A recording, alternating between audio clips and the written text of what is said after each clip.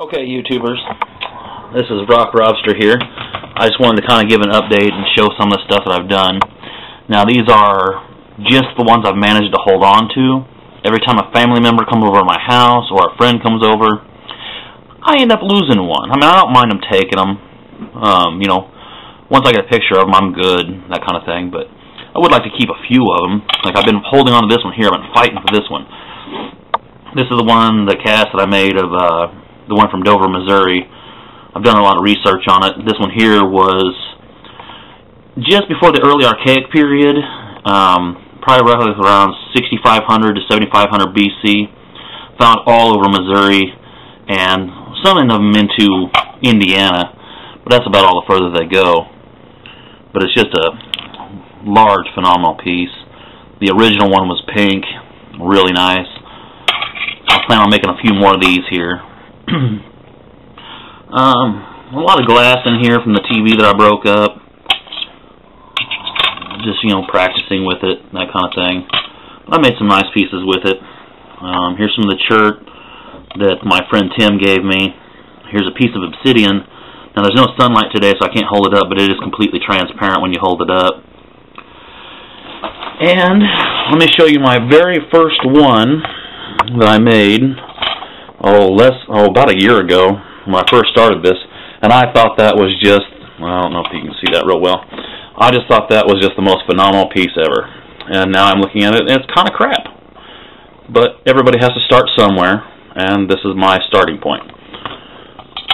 And a lot of these you can see are just kind of rough. They are, like I said, my starting point. All these right here, with the exceptions of the two marble obsidians here. Those were later on, probably about, I'm going to say 3, maybe 4 months into it. This one here I just made a couple of days ago, right along with this little 4-inch, 3-inch knife blade, 3.5-inch knife blade. This one here was a flake I knocked off. This is less than 2 millimeters thick. And, you know, didn't really flake it too much. I just kind of shaped it.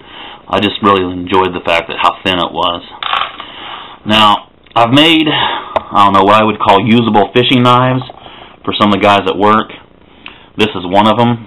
This one actually has fish blood still on it. The blade is not, I mean, it's kind of thick, but I left it that way so it could be touched up several times. One of the guys brought it back to me, said that it just wasn't cutting anymore. I mean, I'm sure it was cutting, but I touched it up a little bit. I'm about to take it back to him. I just wanted to get a few shots of it real quick. It's made out of obsidian. You know, they say real sharp. As long as you don't abuse them like he was doing, you could see where he was pounding on things with it. I got a step fracture in here where you could see where he pounded on it for something. I have no idea what he was pounding on, but he's pounding on it. I made this one here about a week ago, just out of a, I'm thinking it's oak, little handle there. I carved this, or, you know, I napped this piece of glass out. It goes in here about to where the sinew stops. And then I use the glass to shape the handle. Now, it's actually just hafted in there. It's not epoxied or anything like that, so you can take it out and retouch it. One of the guys at work wants this thing. I'm going to trade for some antlers that he's got, so, you know, give me a few more billets and things like that.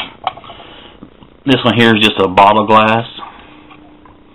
This one here, this is actually the piece that I made Evie Hush. That's my little dog. I'll show you a picture of her. There she is, as she turns to run away. Okay. This is here the one that I made at the, when I got to Kansas City Zoo, that one little rock. By the time I knocked all the cortex off of it, this was basically all I was come up with. There's still a little cortex right here, but it's not too bad. Alright.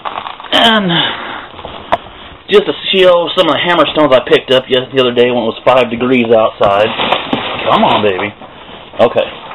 This one here is roughly the size of a softball. I mean, it's real good in the hand, and, you know, really gives some good overshots to, you know, knock a big piece of obsidian like this here into roughly 2 or 3 pieces. Then I can thin them down and make other things and still conserve the rock. I got hammerstones of various sizes. I tried picking up 2 of pretty much each one, like in a granite and a sandstone. Both of these are sandstone. I really like this one here. It's, as you can see, it's got a nice kind of thin, so I can get into real thin work like right here, but then I can also grind or strike the side of it. More granites and sandstones, but as you can see, I got them in front every size. This one here I started using on small stuff. I've been cutting myself, but you know what? That's the name of the game. Here's some, well, I guess you would call them small flakes or spalls, whatever you want to call them. I got a whole bunch of rock here from eBay. This is like a mix of tumbling rock. I'm just using it for practice.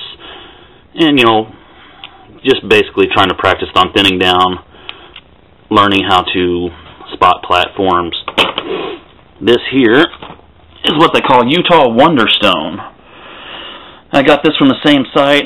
It takes the conchoidal fracture, but not real well. I mean, this is grainy stuff. I'm going to try and put it in my turkey roaster and heat it up, but we're going to see what happens. I mean, as you can see, I'll show you a piece I've been working. Here's the piece I've been working. As you can see, I mean, it's taking the conchoidal fracture, but it's just not, you know, like any other flint or obsidian that you might work. It really is kind of hard to work. I'm having to hit it harder than I should, so hopefully heating it up will change it. Now, I also got a whole bunch of picture jasper. Picture and marmalade jasper. They're all kind of dry right now. Where's my piece that I had? Okay, here we go. Here's a piece that I started working, and then I asked Mr. Jim Wynn on the YouTube there what I should heat this up to, because as you can see, here's the piece. No, that's not the piece. Well, I can't find the piece that I knocked off there. But as you can see, it started to take the fracture really well, and then it just, you know, dove out on me. But it's really nice rock. It's got some amazing shapes and colors to it. Like it's pink right here, then it goes to a black and a yellow, and then kind of a green, and some white in there, and a lot of brown, but it's really neat. So I'm going to heat it up and hopefully it changes the color a little bit more as well. Okay, well, I just wanted to give an update on, you know, some of the stuff I've been working on and things like that. I'm getting better. And obviously I'm getting better because all I can hold on to is my original stuff. Everything else that I make ends up disappearing within 3 or 4 days of me putting it in my case. So, since I can't nap inside, I tried.